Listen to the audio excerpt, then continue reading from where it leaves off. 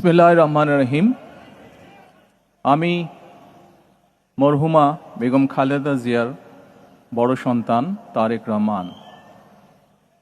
আমি আজকে এখানে উপস্থিত সকল ভাইয়েরা এবং বোনেরা যারা উপস্থিত আছেন,